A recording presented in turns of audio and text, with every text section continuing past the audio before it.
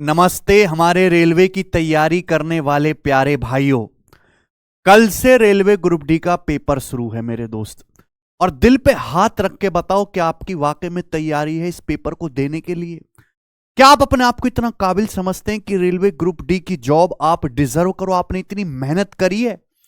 देखो, बहुत सारे टीचर्स ने यूट्यूब पे बहुत मेहनत से रेलवे ग्रुप डी को पढ़ाया और रेलवे ग्रुप डी की इस एग्जाम में बच्चों को इतना पर्याप्त समय मिला जिसकी जरूरत थी ही नहीं, लेकिन उसके बावजूद भी बच्चों ने ना उस जोश से, उस मन से पढ़ा जिस मन से पढ़ना चाहिए था, है ना। इसमें पूर्णतः आपकी गलती। अभी भी कुछ बच्चे ठंडे पड़े हुए कि हमारा पेपर तो लास्ट में होएगा, दिसंबर या जनवरी में, बाद की डेट मिल जाए तब पढ़ेंगे। बेटा, जो काम साल भर में नहीं हुआ वो 10 15 20 दिन में क्या खाक कर लोगे तुम? ठीक है ना। अगर तुमको थोड़ा बहुत समय मिल भी गया है तो आप ये मत सोचो कि आप लकी हो। आप ये समझो कि रेलवे वाले आपको बेगैरत, है ना, बिल्कुल कबाड़ समझ रहे हैं कि आपको एंड में फेंक दिया कि इस गधे से क्या ही होगा। ठीक है जी। ऐसा समझो। तो दोस्त, बड़ी दया आती है मुझे बच्चों पे, क्योंकि मेहनत उन्होंने कुछ करी नहीं, पढ़ाई उन्होंने कुछ करी नहीं। जो कीमती समय पढ़ना था उसको उन्होंने किसमें खराब किया? कोर्ट की न्यूज देखने में कि आज कोर्ट केस में क्या हुआ, अब क्या चल रहा है ना। खूब मजा लिया, फुल मजा लिया मेरे भाई।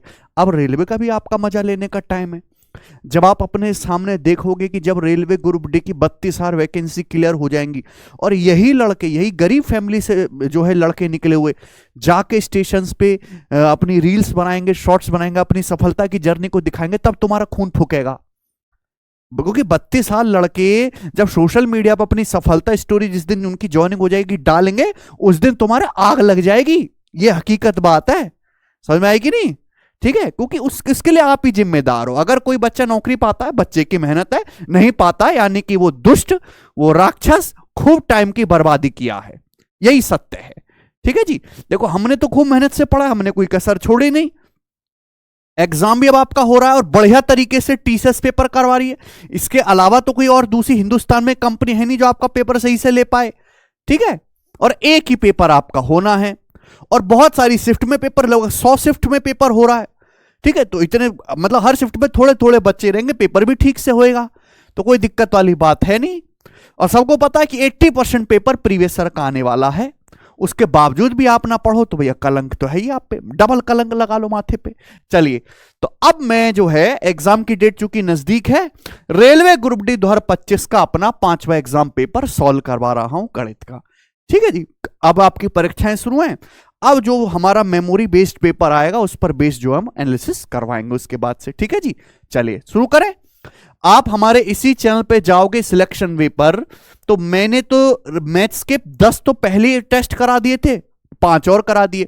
और हमने अपनी पूरी टीम को भी काम पे लगा दिया। उन्होंने रीजनिंग के भी, जीएस के भी, साइंस के भी फुल आपको अच्छी तरीके से रिवीजन कराया प्रैक्टिस सेट के माध्यम से। ठीक है, ये क्लास आप जरूर देखिएगा, बहुत इंपॉर्टेंट है बच्चों। ठीक है, चलिए शुरू करते हैं आज की क्लास पहले सवाल से। अच्छा पेपर बनाया मैंने आज का। लेवल जो है मॉडरेट है। 25 में से अगर आप 20-21 सवाल भी कर पा रहे हो तो आपकी तैयारी बहुत बढ़िया मानी जाएगी। ठीक है, चलिए सवाल दिख रहा है आपको। Tank, the tank is filled by 3 pipe with different uniform flow rates. भाई, एक टैंक को अलग अलग जो है समान प्रवाह वाले 3 पाइपों से भरा जाता है। ठीक है, जबकि पहले 2 पाइप एक साथ काम कर रहे हैं, वो टैंक को उतनी ही अवधि में भरते हैं जितनी अवधि में तीसरा पाइप अकेले इसे भरने में लेता है। मान लीजिए भाई, एक टैंक को भरने में 3 पाइप यूज होते हैं, उनको मैं नाम दे देता हूं बच्चों, ए, बी और सी। सही बात है।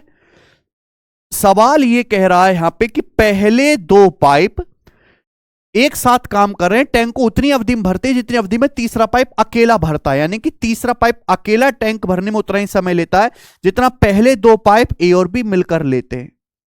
यही बात है। आप बोलोगे हाँ जी सर। सवाल है फिर आगे, the second pipe can fill the tank 15 hours quicker than the first pipe.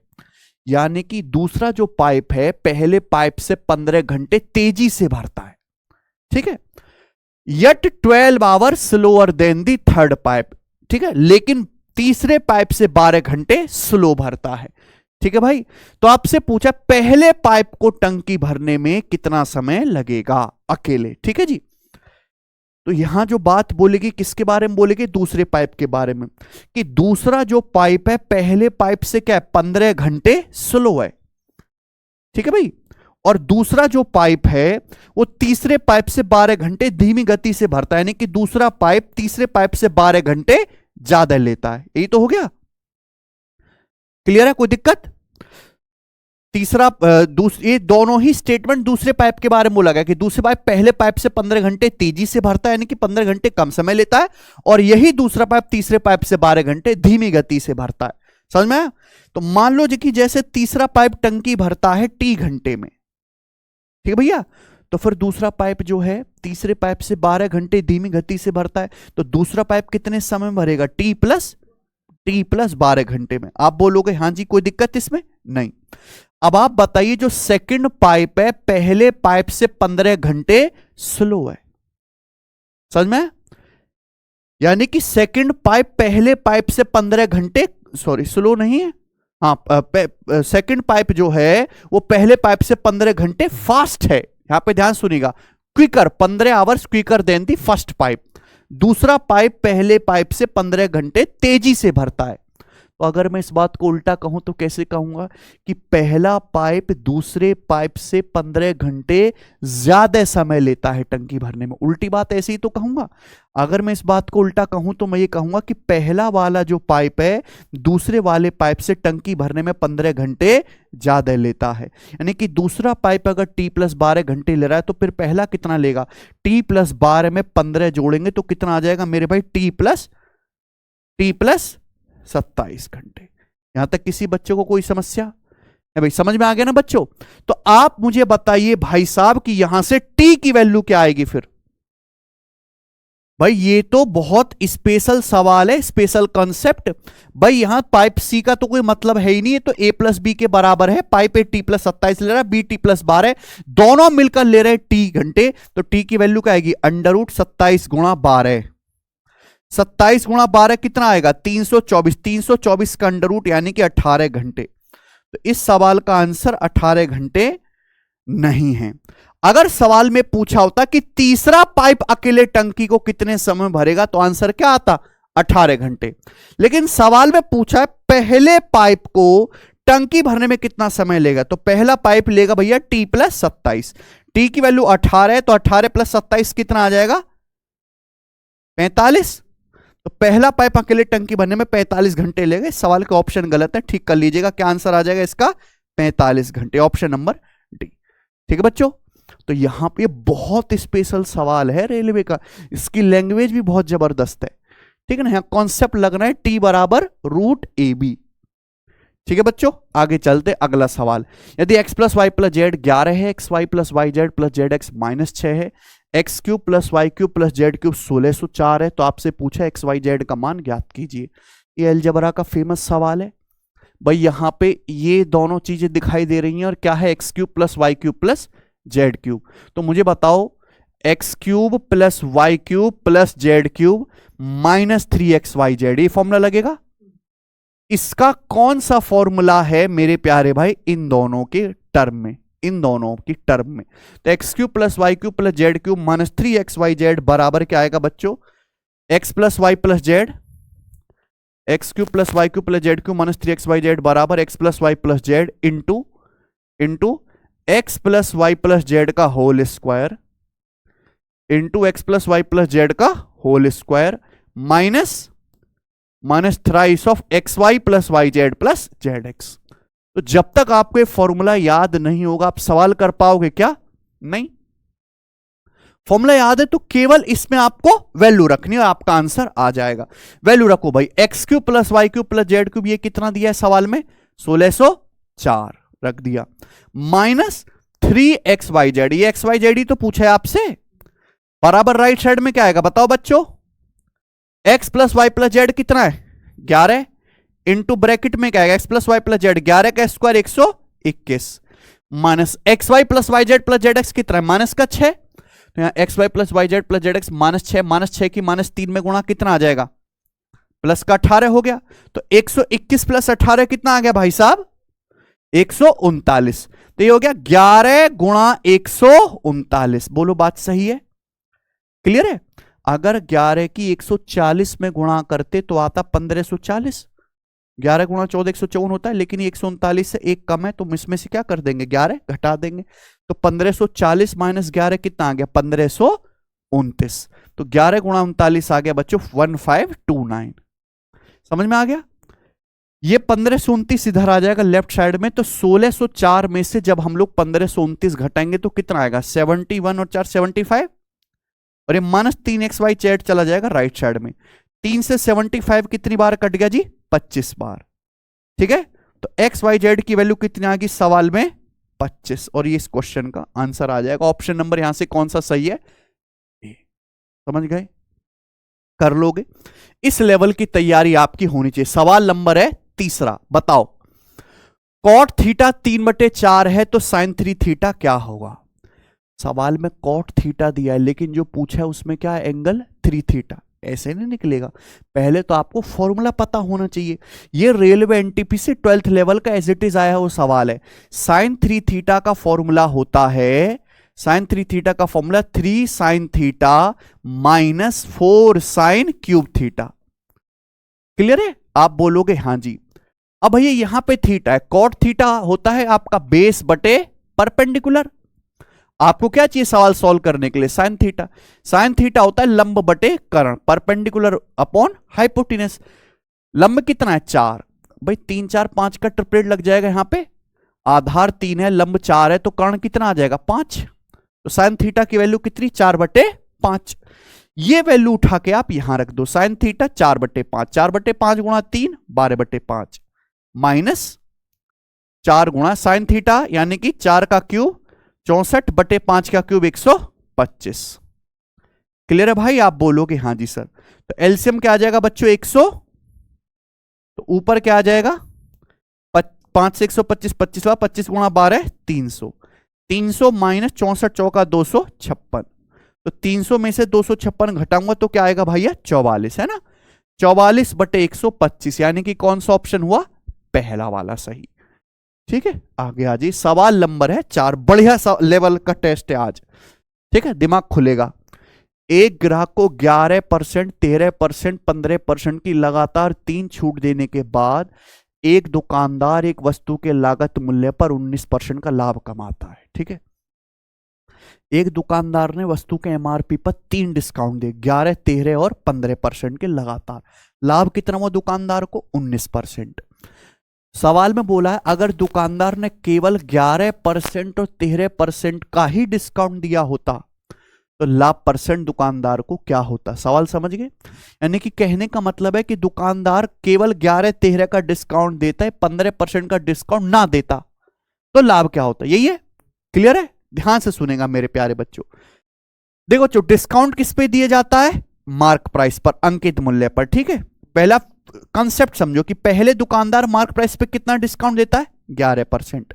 पर 11% डिस्काउंट देने के बाद वस्तु की कीमत कम हो जाएगी ना, फिर उस पे और क्या देता है मेरे प्यारे भाई, 13% डिस्काउंट देता है। 13% डिस्काउंट देने पर वस्तु का प्राइस और कम हो जाएगा। क्लियर है, आप बोलोगे हाँ जी। फिर क्या देता है तीसरा, 15%।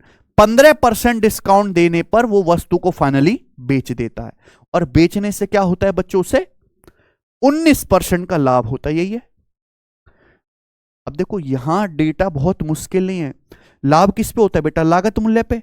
मान लो जैसे वस्तु का कॉस्ट प्राइस है 100 रुपए, मैंने मान लिया कि माना वस्तु का क्रय मूल्य कितना है, लागत मूल्य 100 रुपए।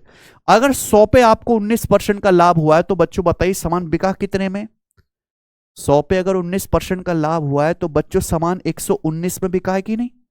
क्लियर है, एक्चुअली सवाल यह है कि अगर दुकानदार ने केवल 11% और 13% का ही डिस्काउंट दिया होता है, 15% का डिस्काउंट ना देता तो कितना लाभ होता, यही है ना।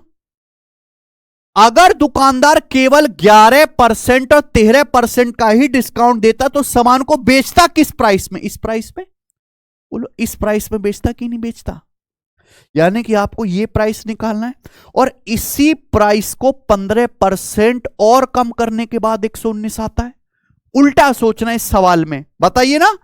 15% की फ्रैक्शन वैल्यू क्या होती है, 3/5%, 1/20, 15% 3/20।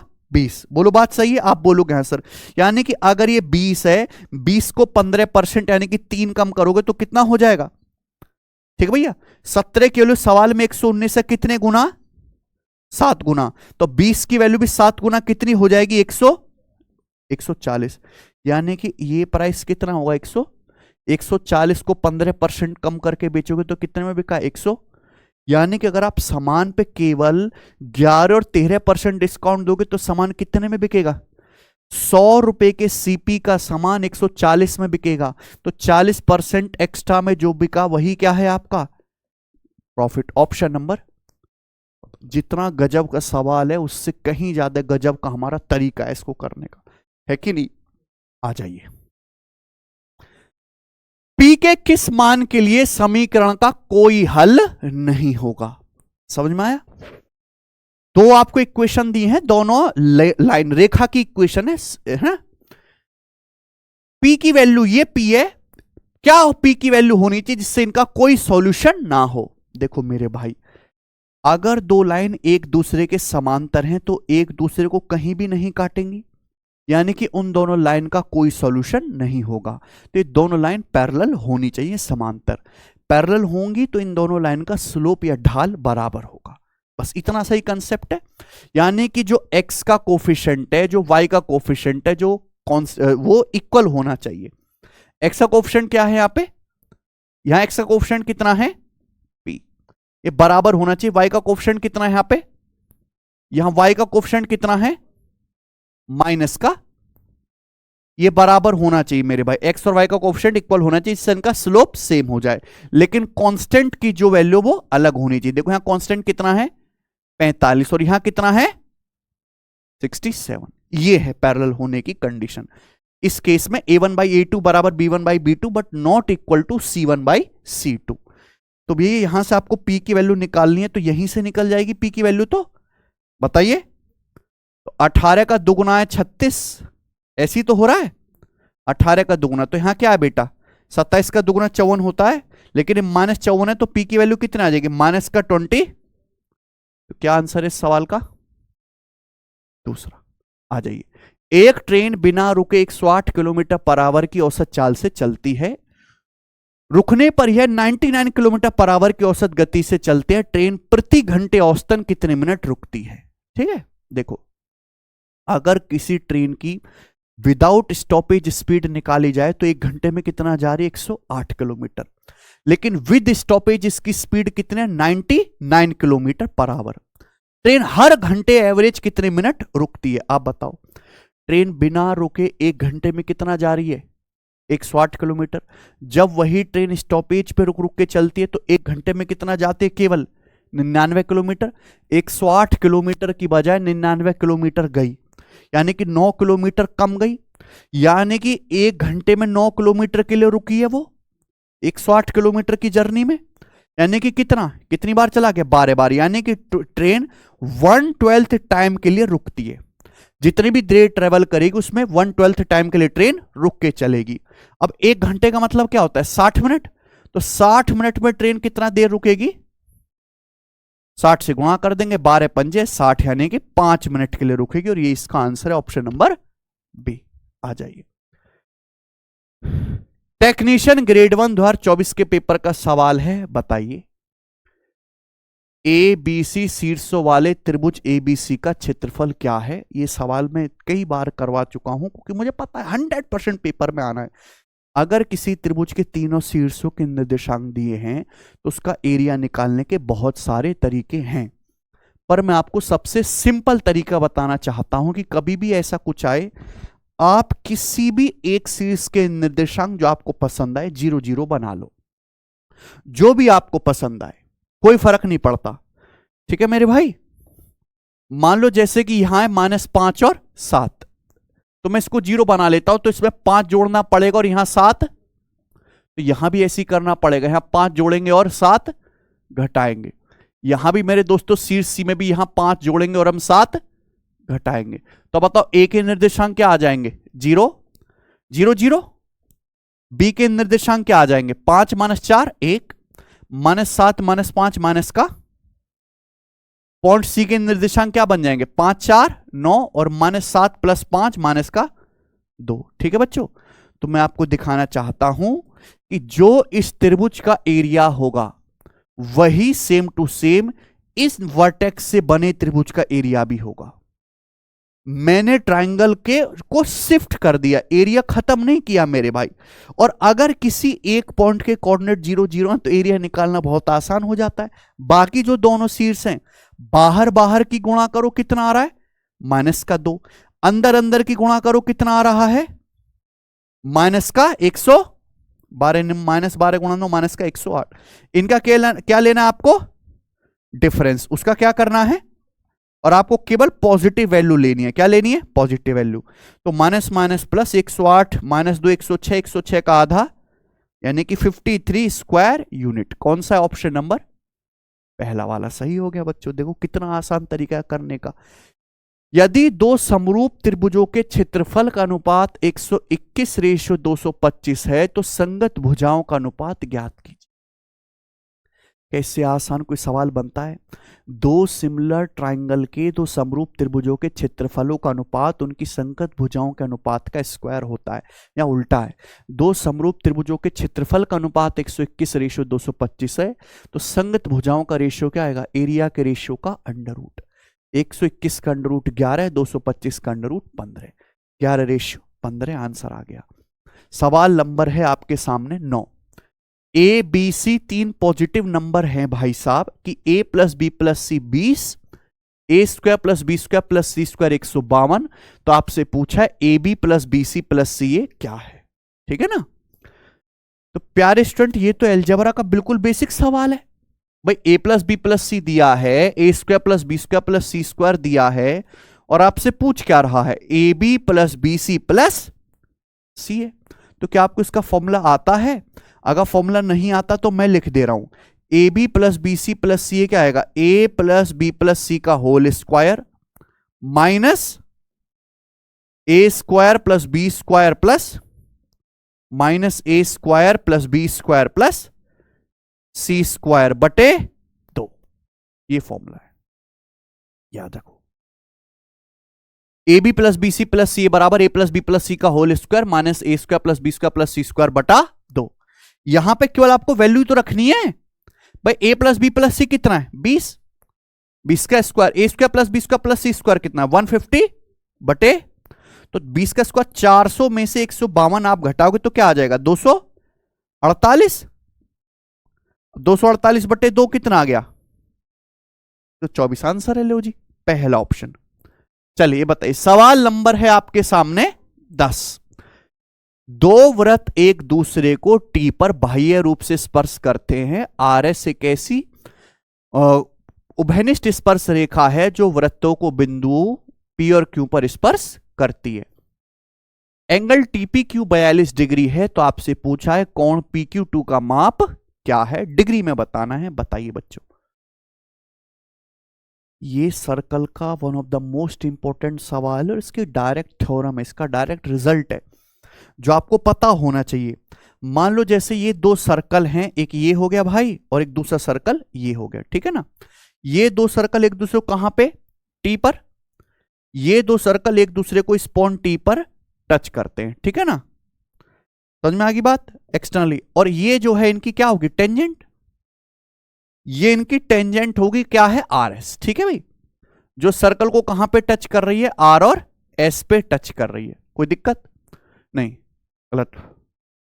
टेंजेंट आर एस है जो सर्कल को पी और क्यू पे टच करती है ना। ये टेंजेंट है आर एस, इस तरीके से, ठीक है ना। और ये टेंजेंट सर्कल को जो टच करे उन पॉइंटों को नाम इन्होंने पी और क्यू दिया है। अब आ गई ना बात समझ में। आर एस एक डायरेक्ट कॉमन टेंजेंट है जो सर्कल को पी क्यू पे टच करती है। आपसे बोला T P Q 42 degree. T P Q यानी कि ये मिलाना पड़ेगा, तो भाई ये वाला एंगल बनाना, ये कितने डिग्री का है, 42 डिग्री का। तो आपसे पूछा क्या है, P Q T. P Q T यानी कि ये वाला एंगल आपसे पूछा, ये वाला एंगल है। यही सवाल है, बताइए क्या होगा। जब भी दो सर्कल एक दूसरे को एक्सटर्नली टच करते हैं, ये क्या है, डायरेक्ट कॉमन टेंजेंट। ये यहां पी क्यू पे टच कर रही है, ये दोनों सर्कल एक दूसरे को कहां पे टच कर रहे हैं? पॉइंट टी पर। अगर इन टचिंग पॉइंट से, है ना, ये टेंजेंट के टचिंग पॉइंट से पॉइंट टी को मिलाएंगे तो ये जो एंगल बनता है ये हमेशा 90 डिग्री का होता है, राइट एंगल ट्राइंगल होता है हमेशा, PTQ। ये याद रखिएगा, इतना भी सवाल आ जाता है। अगर ये समकोण त्रिभुज बनेगा हमेशा, चाहे कैसे भी सर्कल हो, ये 90 है 42, तो तीसरा कोण क्या बचा? 90 में से 42 घटाएंगे तो 48 डिग्री का हो जाएगा। और यही सवाल का आंसर भी हुआ जी, पहला ऑप्शन। आगे चलेंगे, सवाल है आपके सामने 11। 4% ब्याज की दर से 3 सालों के चक्रवृद्धि ब्याज और साधारण ब्याज का अंतर कितना है? 228 रुपए। क्या पूछा है? मूलधन। मैं कहूं कि ये कंपाउंड इंटरेस्ट का हाल फिलहाल में सबसे ज्यादा पूछा गया सवाल है, सेम टू सेम डाटा के साथ। सवाल में क्या दिया है? ब्याज की दर दी है, कितनी बेटा? 4%। और इस ब्याज की दर से 3 साल की CSI का डिफरेंस आपसे पूछा है, दिया है। प्रिंसिपल आपसे पूछा 4% की फ्रैक्शन वैल्यू 1/। मेरे भाई को बताओ, अगर आपको 3 साल का कंपाउंड इंटरेस्ट निकालना है तो गोल्डन रेशियो क्या होता है? 3:3, क्योंकि यहां पे कहानी 3 साल की है ना भाई। 3 साल के CSI का डिफरेंस जो है वो इस कैलकुलेशन से निकलता है। इस कैलकुलेशन से 3 साल के CI और 3 साल के SI का डिफरेंस निकलेगा। बात समझ में आई नहीं? अब आपको भैया ब्याज की दर 4% है, जिसके बटे में क्या आ रहा है? 25। तो आपको 4% यानी कि 1/25, 1/25, 1/25 करना पड़ेगा ना 3 बार। तो अगर ये बटे 25 आ रहा है तो आप प्रिंसिपल को क्या मान लो? 25 का क्यूब। कभी भी 3 साल की बात आए मेरे भाई, जो भी नीचे दिया है बटे में उसकी पावर क्या मान लीजिए? 3। मैंने प्रिंसिपल को 25 का क्यूब मान लिया, ठीक है ना। तो आप 4% यानी कि 1/25 करते जाओ। तो 25 क्यूब का 4% 1/25 करेंगे तो 25 का स्क्वायर। 25 क्यूब गुणा 1/25, 25 स्क्वायर। फिर 25 स्क्वायर को फिर से 1/25 से गुणा करेंगे तो क्या आएगा? फिर 25 का फिर 1/25 से गुणा करेंगे तो क्या आएगा? 1 आएगा। ठीक है भाई, और इनकी सीधी सीधी मल्टीप्लाई। ये जो कैलकुलेशन होगी भैया, क्या है ये? 25 तिया 75, 1 एकम 1, 75 1। ये क्या आ गया? 3 साल के CSI का डिफरेंस आ गया। बोलो बात सही है?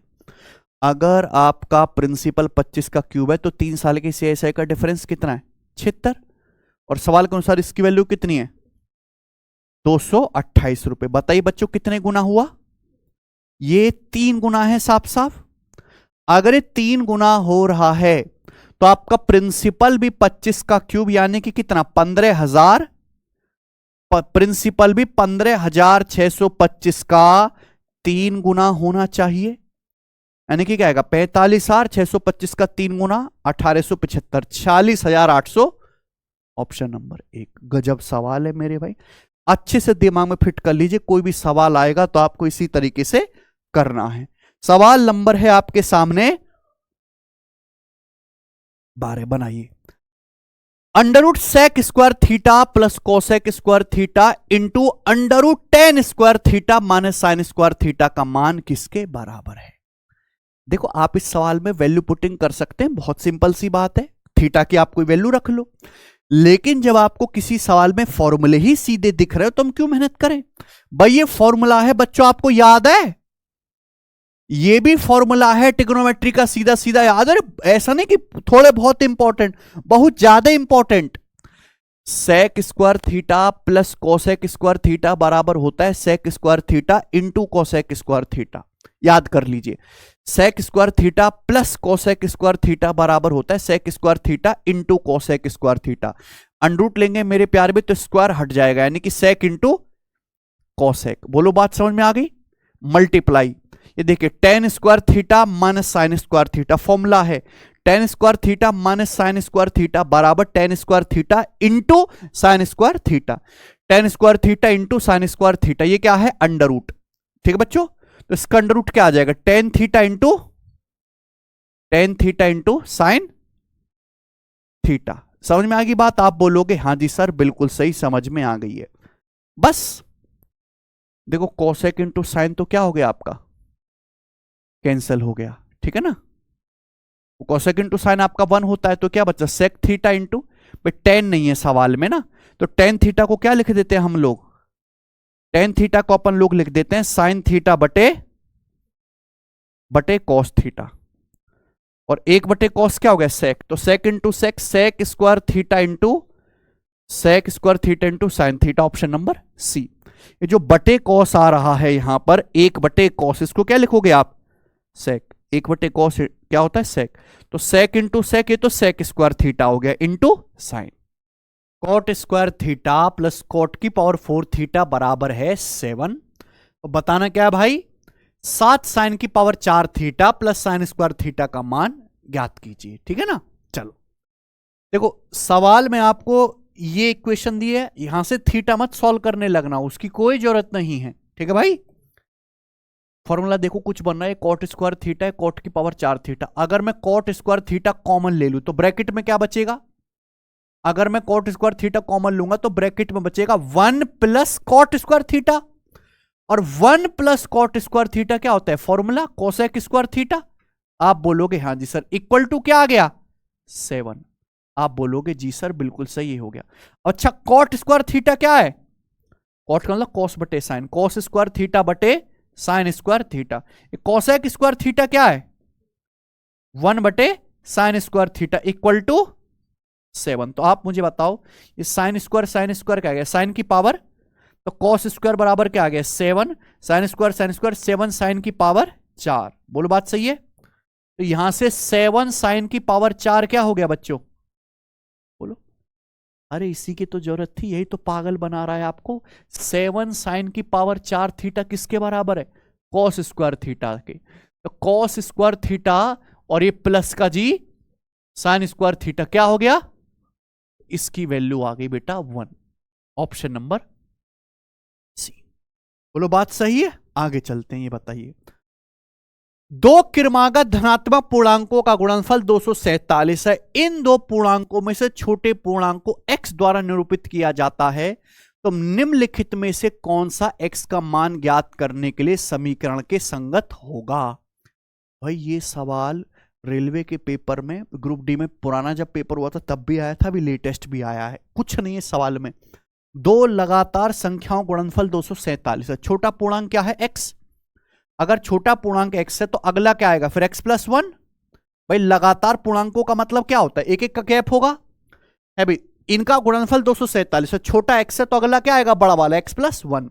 अब इनका गुणनफल किसके बराबर दिया है 200, तो यहां पे x की इक्वेशन क्या बन जाएगी, तो पूछा इक्वेशन क्या होगी, तो x गुणा x स्क्वायर प्लस x 247 आएगा इधर लेफ्ट साइड में -247 इक्वल टू 0। बताओ कौन सा ऑप्शन है, ये आपका है ऑप्शन नंबर तीसरा वाला। ठीक है ना।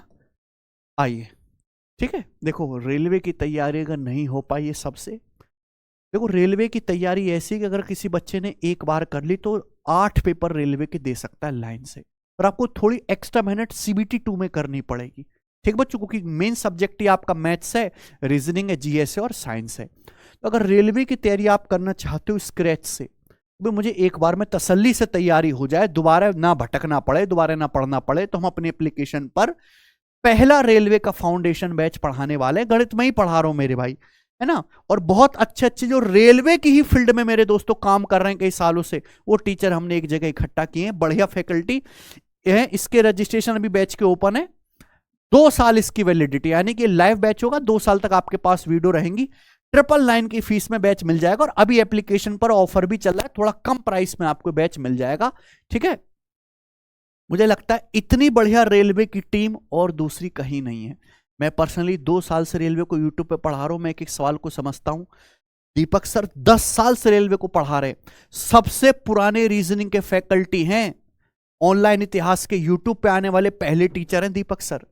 ठीक है, तो आप पढ़िए, आपको मजा आ जाएगा एक बार में। चलो 15 सवाल। एक आदमी ने एक वस्तु को उसके अंकित मूल्य 2275 रुपए पर 2 क्रमिक छूट देने के बाद 728 रुपए में बेचा।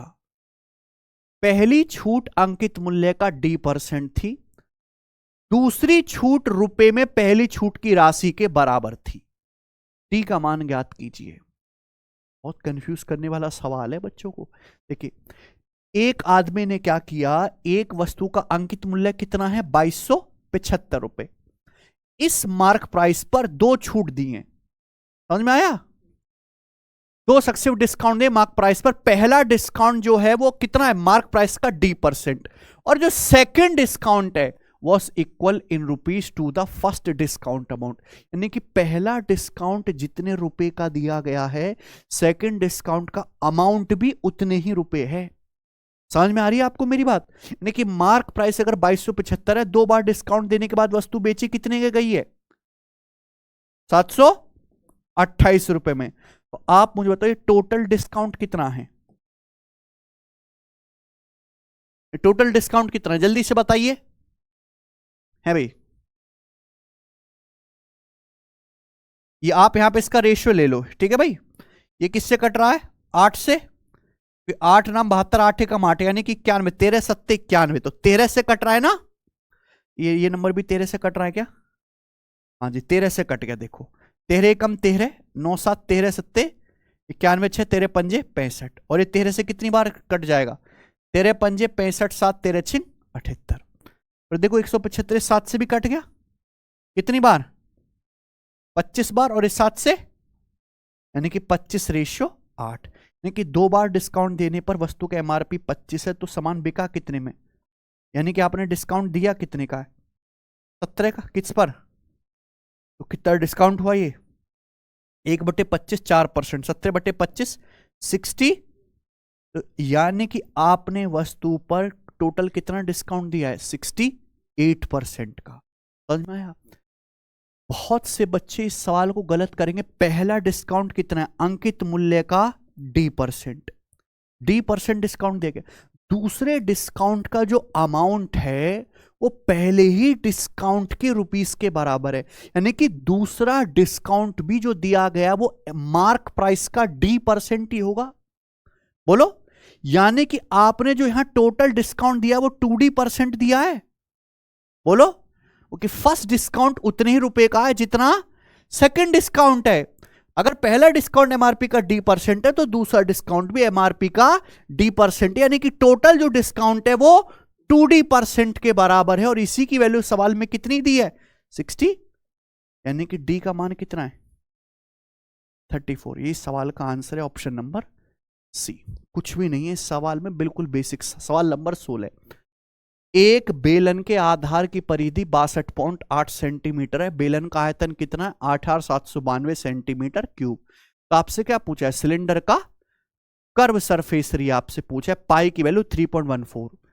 अब यहां पे बाई का मान 22/7 तो है नहीं कि हम फटाक से 11 का मल्टीपल चेक कर ले। तो यहां तो मेहनत करनी पड़ेगी।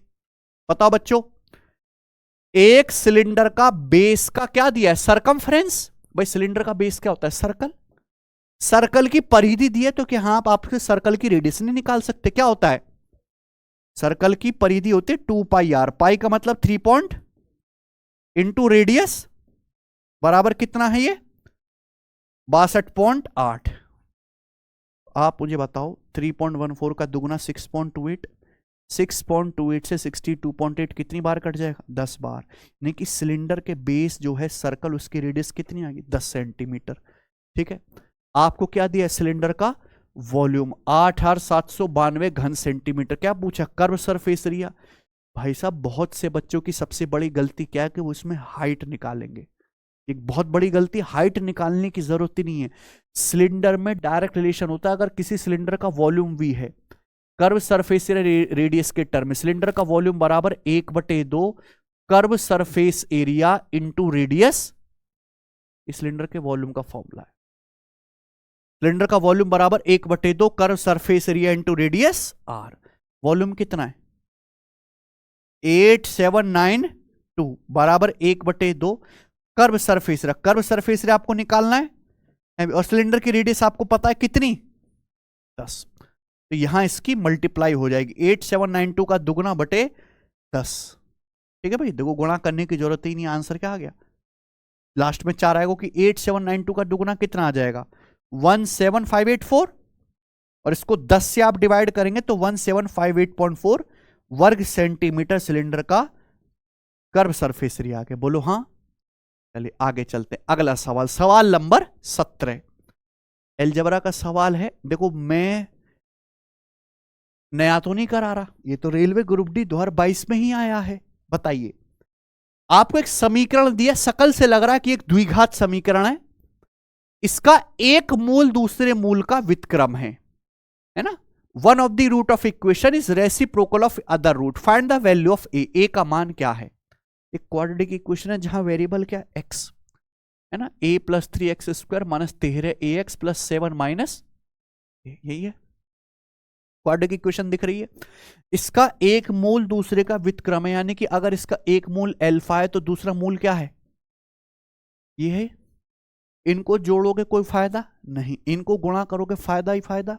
जब आप इन दोनों की गुणा करेंगे तो आपको पता है रूट्स का प्रोडक्ट क्या होता है, सी बटा ए यानी कि कांस्टेंट बटे x² का गुणांक। कांस्टेंट नंबर क्या है, बटे x² का कोएफिशिएंट क्या आ जाएगा मेरे भाई, a प्लस 3। ये आ गया, अल्फा से अल्फा कट गया, यानी कि a प्लस 3 बराबर क्या आ गया, 7 माइनस a। यानी कि मैं कह सकता हूं 2a बराबर, तो a की वैल्यू, कोई दिक्कत इस सवाल में, ऑप्शन नंबर। आइए अगला सवाल लेंगे, सवाल नंबर 18। एक समबाहुभुज के अंतः कोणों का योगफल 1260 डिग्री है, इस समबाहुभुज के विकर्णों की संख्या ज्ञात कीजिए। रेगुलर पॉलीगन का क्वेश्चन सब बच्चे जानते हैं। अगर मान लो किसी रेगुलर पॉलीगन में n साइड हैं, ठीक है बच्चों, तो सब बच्चों को पता होना चाहिए उस समबाहुभुज के अंतः कोणों का योगफल क्या आएगा। अगर किसी समबाहुभुज में भुजाओं की संख्या n है तो उसके आंतरिक कोणों का योग आएगा n-2 गुणा 180 डिग्री, किसके बराबर है, 1260 डिग्री के बराबर है। तो भाई यहां से भुजाओं की संख्या कितनी आ जाएगी, 18 7 100, यानी कि भुजाओं की संख्या -2 उधर जाएगा 7 2। ये रेगुलर पॉलीगन में नंबर ऑफ साइड आ गई 9। आपसे क्या पूछा है, समबाहुभुज के विकर्णों की संख्या। अगर किसी बहुभुज में n भुजाएं हैं तो उसमें डायगोनल की संख्या होती है, इसका डायरेक्ट फॉर्मूला n × n-3/2। रट लीजिए, रट लिया, याद कर लिया, बोलो। किसी रेगुलर पॉलीगन में अगर n भुजाएं तो विकर्णों की संख्या n × n-3/2। यहां वैल्यू रख दो, n की जगह 9, 9 - 3, 9 × 6 = 54/2, 27 इस सवाल का आंसर है, सेकंड ऑप्शन। आइए जल्दी से खत्म करते हैं, सवाल नंबर है आपके सामने 19। बताइए जी क्या आंसर है। ये थोड़ा सा बड़ा सवाल लग रहा है कि नहीं। एक डीलर दो वस्तुएं x और y में से प्रत्येक वस्तु 5500 रुपए दर से खरीदता है। दो वस्तु खरीदी भी x और y, दोनों कितने की खरीदी है, 5500 रुपए ईच। वह उनमें से प्रत्येक पर समान मूल्यांकित करता है, दोनों वस्तुओं का सेम एमआरपी लगाया उसने। x को 55% और 60% की दो लगातार छूट देकर बेचता है। भाई x पे कितना डिस्काउंट दिया, 55%, और y पे 60%, सॉरी 55 और 60 की दो लगातार छूट दी है, ठीक है। फिर भी x पे कितना प्रॉफिट हुआ, 143 रुपए का प्रॉफिट हुआ। अगर मैं y को 76% के सिंगल डिस्काउंट पर बेचता है y को, तो y पर लाभ प्रतिशत कितना है। यानी कि बेसिकली यहां पर दो चीजों को मर्ज कर दिया गया है। देखो दोनों वस्तु सेम दाम में खरीदी है, 5500 रुपए, दोनों का सीपी सेम है, दोनों वस्तु पर सेम एमआरपी लगाया है, यानी कि एक्स और वाई का मार्क प्राइस भी सेम है, ठीक है बच्चे। अगर मैं यहां से ये पता लगा लूं कि वस्तु एक्स का एमआरपी क्या है तो क्वेश्चन सॉल्व हो जाएगा। भाई मार्क प्राइस पे डिस्काउंट देने के बाद क्या आता है सचिन, सेलिंग प्राइस। मान लो जैसे दोनों वस्तु का, ईच वस्तु का मार्क प्राइस क्या, एमपी। आपने वस्तु एक्स पर कितना डिस्काउंट दिया पहले, 55%। 55% की फ्रैक्शन वैल्यू क्या होती है, 5% 1/20, 55% 11/20 डिस्काउंट दोगे, 20 पे 11 का डिस्काउंट दोगे तो 20 का सामान कितने में बिका। फिर कितना डिस्काउंट दिया, 60%। 60% की फ्रैक्शन वैल्यू 3/, अगर 5 पे 3 का डिस्काउंट दोगे तो 5 का सामान कितने में बिकेगा, सीधी सीधी मल्टीप्लाई, यानी कि वस्तु एक्स को इतने रुपए में बेचा है, जबकि खरीदा था 5500 रुपए का, बेचने से वस्तु एक्स पर 143 रुपए का प्रॉफिट हुआ, तो वस्तु एक्स बिके कितने में, बोलो। 5500 रुपए में हर वस्तु खरीदी थी, बेचने से 143 का प्रॉफिट हुआ, तो सेलिंग प्राइस क्या आएगा, 5643। दोनों को जोड़ दो, आप बोलोगे हां जी सर बिल्कुल सही। 2 से 20 कितनी बार कट जाएगा, 10 बार, ठीक है। कट रहा है तो ठीक है, ना तो छोड़ो, 5 4 9 6 3 9 से कट गया, अभी 9 छिक्का 2 4 है ना, 9 दूनी 18, 6 9 7 63 आ गया। तो वस्तु का मार्क प्राइस कितना आ गया? 627 गुणा 50। ये वस्तु x का मार्क प्राइस आ गया, तो वस्तु y का मार्क प्राइस भी यही है। बोलो कोई दिक्कत? अब इसके आगे दूसरा सवाल शिफ्ट हो जाता है। घबराइए मत, ये सवाल इंटेलिजेंस ब्यूरो के पेपर में आया था और वो टीसीएस ने ही पेपर कराया था, वही आपका रेलवे ग्रुप डी का पेपर भी करवाएगी, इसलिए सवाल का लेवल थोड़ा बढ़िया है, ठीक है ना। सवाल यह है कि यदि वह आदमी Y को 76% के सिंगल डिस्काउंट पर बेचता है तो Y पर लाभ क्या होगा? आप बताइए, उसने वस्तु Y खरीदी कितने में है? 5500 रुपए की। भाई दोनों एक्स और वाई 5500 रुपए ईच में खरीदा है ना। वस्तु एक्स को भी 5500 में खरीदा है और वाई को भी 5500 में, प्रत्येक वस्तु 5500 में। दोनों का सेम एमआरपी लगाए तो वस्तु वाई का एमआरपी कितना है? 627 गुणा ये वस्तु वाई का एमआरपी है।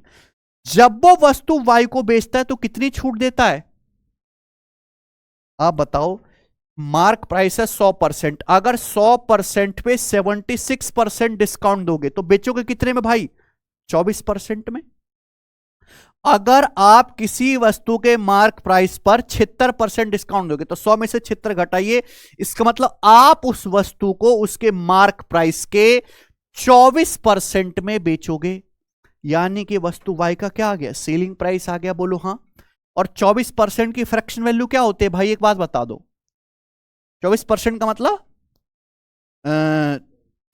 4%, 1/25, 24% कितना आ गया? 6/25। कोई दिक्कत?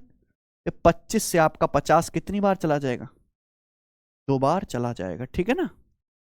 आपको सीपी से एसपी का क्या निकालना पड़ेगा? रेशियो। अगर वाई पे प्रॉफिट निकालना है, सीपी एसपी का रेशियो। ये 5500 है, इससे कटता है 11 से। 11 से 5500 कितनी बार? 500 बार। और 11 से कितनी बार चला जाएगा मेरे भाई? 11 पंजे 55, 11 सत्ते 77, 57 बार। यही आ गया। आप बोलोगे हाँ जी सर बिल्कुल सही। और भी कुछ कट रहा है क्या? कट तो काफी कुछ रहा है। 6 दूनी 12, 4 से कट गया 12 3 बार, और 4 से कट गया 500 125 बार। तो 125 रेशियो कितना आ गया? 57 तिया 171। यही है। ये सीपी से एसपी का रेशियो आ गया। प्रॉफिट पूछा है, देखो 100 में डायरेक्ट आंसर परसेंटेज में आता है। सीपी क्या आ गया? 125। अगर 125 को 100 बनाना हो तो आसान है, 125 अट्टे 1000। अगर मैं इस पूरे रेशियो को किससे गुणा कर दूं ये बताओ? 0.8 से। 125 को 0.8 से गुणा कर दो। 125 की 0.8 में गुणा करोगे 100। 171 की 0.8 में गुणा करोगे क्या आएगा? 17/136। और ये 136 ये आ जाएगा। क्लियर है? कोई दिक्कत? यानी कि अल्टीमेटली 100 का सामान बिका कितने में? तो वाई पे कितना प्रॉफिट हुआ? 36.8% का ये हुआ। तो हमें पूरी कैलकुलेशन नहीं करनी पड़ेगी। क्या आंसर आ गया? C option. एक गजब का सवाल है मेरे भाई, है ना। आइए अगला चलते हैं। यदि p की पावर 4 बराबर 4354 माइनस 1/p की पावर 4 है तो आपसे पूछा है p cube minus 1/p cube का मान क्या है? ठीक है ना बालको? बताइए कैसे करिएगा। अगर आपको P cube minus 1/p cube निकालना है तो इतना कंफर्म है कि पहले आपको p माइनस 1/p पता करना पड़ेगा। ठीक है, ये तो दिया नहीं सवाल में। सवाल में दिया क्या? ये अगर माइनस 1/p की पावर 4 को लेफ्ट साइड में ले जाएं तो क्या आएगा भैया? p की पावर 4 प्लस 1/p की पावर 4 बराबर कितना है? 4354। हमें p माइनस 1/p चाहिए। देखो बाद में निकालना, पहले पावर 4 से पावर 2 निकालो। p square plus 1/p square, बताओ क्या आएगा? अगर पावर 4 से पावर 2 में जाना है तो 2 जोड़ के रूट लेंगे, है भाई। 4354 है भाई। 4354 में 2 जोड़ो 4356 का अंडर रूट क्या आएगा मेरे भाई? एंड में 56 आ रहा है 66। ठीक है, 16 का वर्ग 256 में आएगा 56। ठीक है, ये पावर 2 आ गया। अब क्या निकालोगे भैया? p माइनस 1/p कैसे आएगा? पावर 2 से पावर 1 में जाना है, 2 घटा के रूट लेंगे, क्योंकि आपको प्लस से कहां जाना है? माइनस में। 2 घटा के रूट ले लो। 66 में से 2 घटाएंगे 64, 64 का अंडर रूट, तो p माइनस 1/p 8 आ गया। अब पावर 1 से पावर 3 में जाना है, फॉर्मूला याद है, अगर x माइनस 1/x k है तो x cube minus 1/x cube क्या आएगा, k क्यूब प्लस 3k, यानी कि 8 का क्यूब 512 प्लस 24, यानी कि क्या आ गया 536, ऑप्शन नंबर ए। तो बिना फॉर्मूले के ये वाला सवाल होने वाला नहीं है। ठीक है बच्चे, देखो जल्दी से वर्गमूल निकालने की बहुत सारी ट्रिक होती हैं, आपको नहीं पता इसलिए आप जल्दी नहीं कर पाओगे। ठीक है भाई, देखो ये बैच है, अगर आप जाओगे सिलेक्शन वे एप्लीकेशन पे, यहाँ पे ऑल बैचेस में रेलवे फाउंडेशन बैच, इसमें जाएंगे ना, तो आप यहां से पढ़ना शुरू करो अगर आपका बिल्कुल ही खेल खत्म है। तुक्काबाजी में वो जमाने बीत गए जब रेलवे में सिलेक्शन हो जाया करता था। आपको गांव देहात में ऐसे बड़े बूढ़े मिल जाएंगे जिन्होंने रेलवे में नौकरी करी है और अंगूठा छापी है, क्योंकि 30-40 साल पहले घर से उठा के ले जाते थे रेलवे वालों को, रेलवे में नौकरी करवाने के लिए लोगों को। आज वो जमाना बीत गया। यहां तो ग्रुप डी की जॉब के लिए भी आपको इस लेवल के सवाल करने पड़ेंगे, अब इस लेवल के। और वो बच्चा पहाड़े भी सीख जाता है तो उसे लगता है कि ग्रुप डी तो मैं बन ही गया। ऐसा नहीं है, उसके आगे भी मेरे भाई ये वाली दुनिया है। इसको कौन करेगा, हम सिखाएंगे मेरे भाई। सीखने के लिए तुम्हें एप्लीकेशन पे आना पड़ेगा। आ जाओ, देखो सवाल रेलवे ग्रुप डी 2022 का, जानो तुम इस सवाल को, कर ले हो। कॉटे प्लस कॉसे बराबर एम, कॉटे माइनस कॉसे बराबर एन, तो पूछे कौन सा सत्य है, एम और एन में सत्यता बतानी है। ठीक है दोस्त, रिलेशन बताना है। जैसे सवाल कॉट कॉस में है, सेम सवाल टेन और साइन में भी आता है, सेम क्वेश्चन, यानी कि सवाल ये आता है टेन ए प्लस साइन ए बराबर एम, टेन ए माइनस साइन ए बराबर एन, तो एम एन में क्या रिलेशन होगा, बिल्कुल सेम तरीका है जो आप पढ़ाऊंगा मेरे भाई। आप इसको बेसिक से वैल्यू पुटिंग से चेक करके देख सकते हो, पर वो बात की चीजें आपको कंसेप्ट पहले आना चाहिए। बताओ कॉट कॉस में आपको क्या रिश्ता नजर आता है, कुछ आता है नजर? ये रिलेशन है कॉट और कॉस में, cot square A minus cos square A, cot square A minus cos square ए बराबर कॉट स्क्वायर ए इंटू कॉस स्क्वायर ए। ठीक है भैया, cot square A minus cos square ए बराबर कॉट स्क्वायर ए इंटू कॉस स्क्वायर ए, या फिर मैं कहूं कॉट ए गुणा कॉस ए का होल स्क्वायर। ये फॉर्मूला है, यानी कि माइनस किस में बदल गया, गुणा में। Cot square A minus cos square ए बराबर कॉट स्क्वायर ए इंटू कॉस स्क्वायर ए। ठीक है भाई, बताओ ये चीज कैसे आएगी? ये क्या दिख रहा है आपको, ए प्लस बी गुणा ए माइनस बी, इन दोनों की मल्टीप्लाई करेंगे, A square minus B square. Cot A plus cos A into cot A minus cos A क्या है, cot square A minus cos square A, तो क्या आएगा गुणा करके एम गुणा एन, यानी कि एम एन बराबर। अब आप मुझे बताओ cot A into cos A क्या आएगा, cot A into cos A क्या आएगा, कैसे आएगा बताइए? आपको साफ साफ ऐसे समझो कि ए प्लस बी दिया हुआ है, ए माइनस बी दिया, पूछ क्या रहा हूं, ए इंटू बी कैसे आएगा? जानते नहीं क्या algebra, A plus B square minus A minus B square बराबर 4ab। ठीक है भाई, अगर मैं आपसे कहूं ये बताओ cot A plus cos A का, हालांकि कितना लिखने की जरूरत नहीं, आप दिमाग में कर सकते हो, तुम आप थोड़े गधे हो ब्रांडेड, इसलिए लिख के बताना पड़ता है। Cot A plus cos A का whole square minus cot A minus cos A का होल स्क्वायर, क्या आ जाएगा बच्चे, बराबर 4 कॉट ए कॉस ए। जब तक आपको फॉर्मूला याद नहीं होगा आप कर ही नहीं पाओगे। A plus B square minus A minus B square क्या होता है, 4ab। Cot A plus cos A क्या है, एम, तो M square, cot A minus cos A क्या, एन स्क्वायर, 4 को ले आएंगे नीचे, तो M square minus N square बटे 4 बराबर आ गया cot A into cos A. बोलो बात समझ में आई? यहां वैल्यू रख दो, कॉट ए इंटू कॉस ए की value m square minus N square बटे 4, इसका होल स्क्वायर है भैया।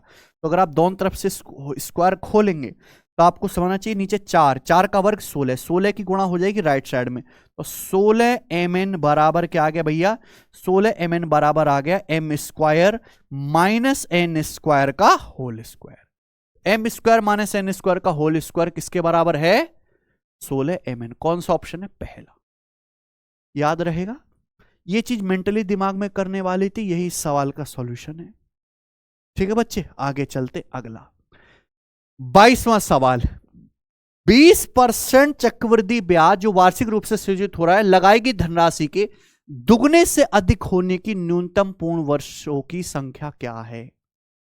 कौन करेगा? अगर ब्याज की दर 20% पर एनम है तो पूछा है कोई धनराशि को डबल से ज्यादा होना है तो मिनिमम कितने साल लगेंगे। मिनिमम कितने साल में, कम से कम कितने वर्षों में आपका पैसा दुगने से ज्यादा हो जाएगा अगर ब्याज है 1 साल में 20%। देखो, अगर ब्याज की दर 20% पर एनम है, ध्यान से सुनिएगा, तो 20% का मतलब क्या होता है। अगर ब्याज की दर 20% है तो इसका मतलब हर साल आपका पैसा 20% बढ़ जाएगा। 100% को 20% बढ़ाएंगे तो कितना हो जाएगा, 120%, है ना। 120% का मतलब 1.2 गुना। अगर ब्याज की दर 20% है तो मैं कह सकता हूं कि हर 1 साल में आपका पैसा 1.2 गुना होगा। बोलो हाँ कि ना। आपसे पूछा मिनिमम कितने साल लगेंगे, मैंने मान लिया कितने साल लगेंगे बच्चे, n साल लगेंगे। तो अगर हर 1 साल में आपका पैसा 1.2 गुना हो रहा है तो n साल में कितना होगा फिर, 1.2 की पावर n। ठीक है भैया। और ये पैसा क्या होना चाहिए, दुगने से ज्यादा, मोर देन डबल होना चाहिए। तो ये आ जाएगा। बोलो, n की मिनिमम वैल्यू निकालने की 1.2 की पावर n 2 से ज्यादा हो जाए। ठीक है। अगर मैं 2 रखता हूं तो 1.2 का स्क्वायर तो 1.44 ही रहेगा, 2 से छोटा यानी कि 2 साल नहीं होगा। बोलो बात समझ में आई। अगर मैं n की जगह 3 रखता हूं तो 1.2 का क्यूब क्या आ जाएगा, 1.728। 1.728 भी 2 से बड़ा नहीं हुआ, दुगने से अधिक नहीं हुआ, यानी कि आंसर भी नहीं आएगा। अगर मैं n की जगह 4 रखता हूं तो क्या आ जाएगा बेटा, ये 4 रखता हूं तो ये आ जाएगा 1.2 की पावर 4 क्या होता है, 1.2 की पावर 4 क्या होता है, 1.2 का क्यूब 1.728 इंटू 1.2। बोलो हाँ कि ना। 1.2 की पावर 4 का क्या मतलब है, 1.2 का क्यूब 1.728 इंटू 1.2, 17 गुणा 12 204 होता है, तो 1.7 गुणा 1.2 2 से बड़ा हो गया। अगर मैं 1.7 की भी 1.2 में गुणा कर दूं तो ये वैल्यू क्या आएगी, 2 से बड़ी, यानी कि मिनिमम कितने साल लगेंगे, 4 साल लगेंगे। ठीक है ना। ये एक तरीका है, और भी तरीके होते हैं करने के, पर ये बढ़िया है। बताइए, अगला सवाल आपके सामने है, कौन करेगा जी इसको पहले सबसे। 23वां क्वेश्चन, बहुत बढ़िया लेवल है आज के टेस्ट का। आपको डेटा दिया है, इससे क्या निकालनी है आपको, माध्यिका। ठीक है जी, मीडियन। तो ये क्या दिया आपको, क्लास दिए, क्लास इंटरवल है ना, कि भाई 20 से 30 एज वाले कितने लोग हैं, 12। 30 से 40 की एज वाले कितने रोगी हैं, 16। 40 से 50 की एज वाले कितने रोगी हैं, 30 ही है ना। यानी कि ये तो हो गया क्लास, और ये हो गया आपका रोगियों की संख्या यानी कि फ्रीक्वेंसी। ठीक है ना। अगर आपको मीडियन निकालना है तो मीडियन निकालने का फॉर्मूला क्या है, बताओ। L plus n/2 minus CF cumulative frequency बटे F into H, class interval. ये फॉर्मूला है मीडियन की, जो है लेंथ निकाल, मीडियन की वैल्यू निकालने का ये फॉर्मूला है, L plus n/2 minus CF बटे F इंटू H। ठीक है। अब ये है फ्रीक्वेंसी, आप यहां से क्या निकालो, क्यूमुलेटिव फ्रीक्वेंसी, संचयी बारंबारता। ये कितना है, 12। ठीक है। 20 से 30 के 12 लोग हैं, 30 से 40 के 16 लोग हैं, तो 20 से 40 तक कितने होंगे, 12 16 28, जोड़ते जाओ, 28 और 30 58 और 20 78 और 17 95, 95 और 38 9 3 133, 133 और 15 148। ठीक है। ये आ गया। यहां पे जो वैल्यू है मैक्सिमम टोटल क्यूमुलेटिव फ्रीक्वेंसी कितनी है, 140। एन का मान आपका आ गया 148। ठीक है बच्चे। अब आपको क्या करना है, एन का आधा।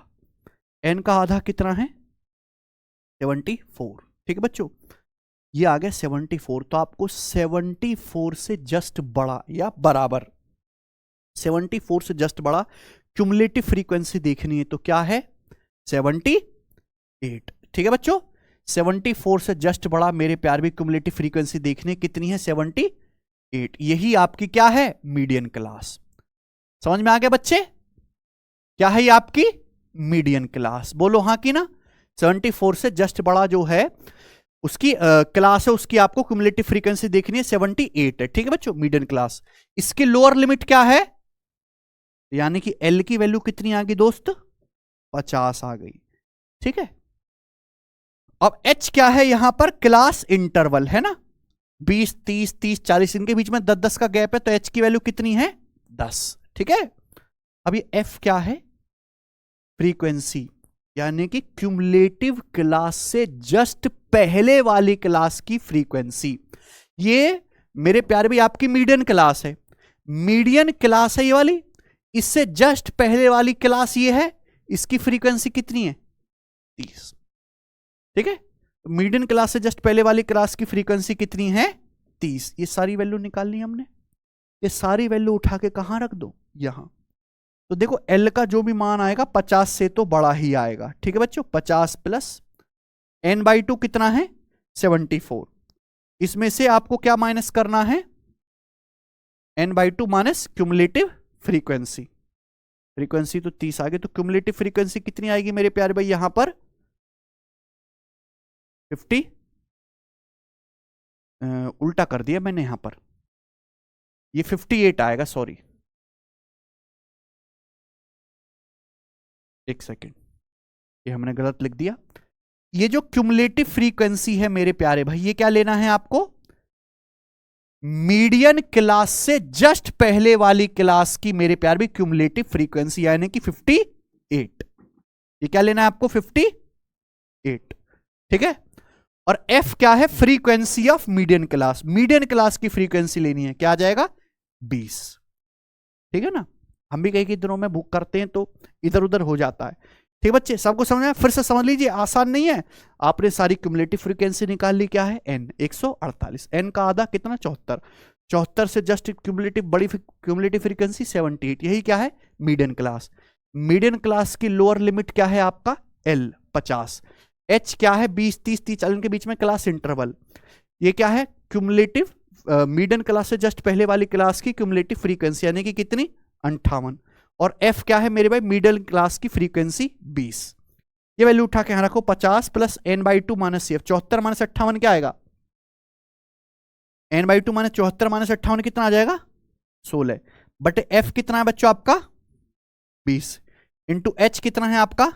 यहां रख देते हैं, तो 10 से 20 कितनी बार? तो 16/2, 8, 50 प्लस 8, 58 साल। ये इस सवाल का आंसर आ जाएगा 58 ईयर्स। ऑप्शन नंबर है तीसरा। ठीक है, समझ में आया? चलो, एक चीज और कि मेरे भाई, ये आपको इस सवाल में कुछ भी करने की जरूरत नहीं है। अगर मान लो ये सवाल आ जाता है आपके पेपर में, आपने सॉल्व करना सीख लिया, फॉर्मूला कैसे लगाना सब बता दिया, ये चार आपके ऑप्शन बहुत दूर दूर दिए हुए हैं। हमने क्या निकाल ली? Median class. मीडियन क्लास आई ये वाली 50, इसकी लोअर लिमिट है, यानी कि जो आंसर आएगा 50-60 के बीच में रहेगा। आंसर जो आएगा मीडियन क्लास ये है, 50 और 60 के बीच में रहेगा। 50-60 के बीच में एक ही ऑप्शन था, 58, इसलिए ये आंसर है। कुछ भी आगे करने की जरूरत नहीं थी। किसी वस्तु का विक्रय मूल्य क्रय मूल्य से 8% अधिक है, अंकित मूल्य पर छूट कितनी है?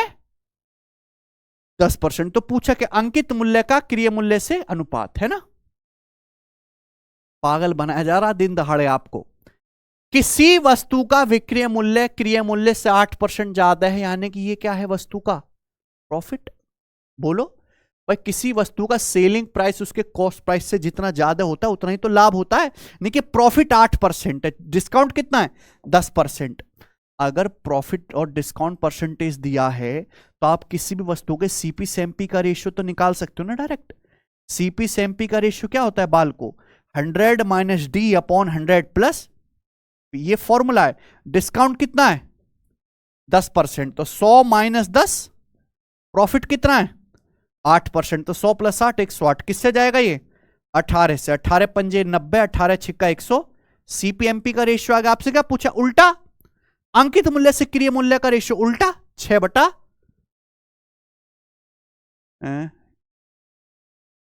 यहां पे हिंदी में गलत लिखा हुआ है मेरे भाई, हिंदी में गलत लिखा हुआ है, इंग्लिश में देखिए। कॉस्ट प्राइस से मार्क प्राइस का रेशियो पूछा है, क्या है? 5:6। क्रय मूल्य से अंकित मूल्य का अनुपात होगा। ठीक है, क्या आंसर है? 5:6। आगे चलेंगे, आखिरी सवाल आज का, बताओ। ये स्टैटिक्स का ऐसा सवाल है जो रेलवे में मेरे भाई उस लेवल तक आया है जिस लेवल तक सवालों से उबासी आ जानी चाहिए। अब फिर भी बच्चों से होता नहीं है वाला सवाल पेपर में। देखो आपसे भी ना हो, करके देख लो चाहे। If the mode of data set exceeds it mean by 17.7, बहुलक माध्य से कितना ज्यादा है? 17 तो पूछा बहुलक माध्यिका से कितना ज्यादा है। समझ रहे हैं? सवाल का कह रहा है mode of data exceed it's median by 17.7। Mode minus median कितना है? ये तो बोला है किसी डेटा सेट का मोड उसकी मीडियन से कितना ज्यादा है? 17.7 ज्यादा है। तो आपसे पूछा मोड मीडियन से कितना ज्यादा है, निकालेंगे कैसे? इंपेरिकल फॉर्मूला से। इंपेरिकल फॉर्मूला क्या है? मोड बराबर thrice of median minus mode बराबर thrice of median minus twice of mean. बोलो बात समझ में आ रही है?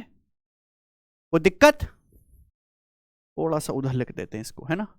मोड बराबर थ्राइस ऑफ मीडियन, ये इंपेरिकल फॉर्मूला है, माइनस ट्वाइस ऑफ मीन। अब बताओ प्यारे बच्चे पूछा क्या है? क्या पूछा सवाल में? मोड मीन से, मोड जो है मीडियन से कितना ज्यादा है, ये तो पूछा है। मोड जो है वो यहां पे मोड माइनस मीन दिया है। ये किसी डेटा सेट का मोड उसके मीन से 17.7 अधिक है, ये है ना। Mode of data set exceeds is mean by 17.7। Formula क्या है? मोड बराबर thrice of median minus twice of mean. पूछा मोड मीडियन से कितना ज्यादा है, ये तो पूछा है। मोड माइनस मीडियन सवाल में पूछा है, बताइए कैसे निकालेंगे। जब सवाल में मोड माइनस मीडियन पूछा है तो मीन की कोई जरूरत नहीं है, यानी कि आपको इस सवाल में कुछ नहीं करना, केवल मीन को गायब करना है। समझ में आ गई बात? ठीक है, क्योंकि पूछा क्या है? Mode exceeds the median by, mode median से कितना अधिक है, तो मीन की लंका लगा दो, है कि नहीं बच्चों। यहां कितना है, यहां कितना है? गलत बात है, सेम करो पहले तो यहां हम लोग क्या कर लेंगे? 2 से गुणा, क्या आ गया? ट्वाइस ऑफ मीन आ गया मेरे भाई। अब इन दोनों इक्वेशन को आप लोग क्या करो, क्या करो बेटा? जोड़ दो। दोनों इक्वेशन को आप लोग जोड़ दो। अगर आप दोनों इक्वेशन को ऐड करेंगे, एक तो लेफ्ट साइड में -2 इंटू मीन है, एक राइट साइड में -2 इंटू मीन है, क्या हुआ? खटाक और खटाक कट गया, बचा क्या? 2 mode plus mode 3 mode, 2 mode plus mode 3 mode, बराबर राइट साइड में क्या आएगा? 3 मीडियन को इधर ले जाओ, -3, बोलो राइट साइड में 3 मीडियन आता, लेफ्ट साइड में ले आया तो -3 मीडियन, बराबर राइट साइड में क्या बचा फिर? 17.7 का दुगुना, यानी कि कितना? 35.4 बचा। बोलो किसी बालक को जरा सा भी डाउट आया उसमें? समझ में आया? 3 यहां भी है, 3 यहां भी है, तो 3 से दोनों तरफ क्या कर देंगे? डिवाइड। तो मोड माइनस मीडियन कितना आ गया प्यारे बच्चे? 35.4 बटा का 3। अब बताओ कितनी बार जाएगा ये? 3 एकम 3 और ये 11.8 आ गया। ठीक है, क्या इस सवाल का आंसर है ना? गजब का सवाल। ठीक है भाई, तो ये स्टैटिक्स का बहुत पॉपुलर क्वेश्चन, और आपके पेपर में भी स्टैटिक्स के 1 या 2 सवाल जरूर आएगा, तो इसको अच्छे से कमांड बना लीजिए इस चैप्टर पे। इसी के साथ आज के मॉक टेस्ट पूरी तरीके से समाप्त होता है। 25 में से आपने कितने सवाल सही करे मुझे कमेंट करके जरूर बताइएगा, ठीक है। अगर आपके 20 सवाल भी ठीक नहीं हो पा रहे इसमें से, तो आप इस साल का छोड़ो, अगले साल की ग्रुप डी पे फोकस करो। अगर आपने मेहनत करी है तो हम आपको बेस्ट ऑफ लक विश करते हैं कि आपका पेपर बढ़िया जाए, आपके पढ़ाई के मुताबिक आए। बहुत बहुत धन्यवाद इस क्लास को देखने के लिए।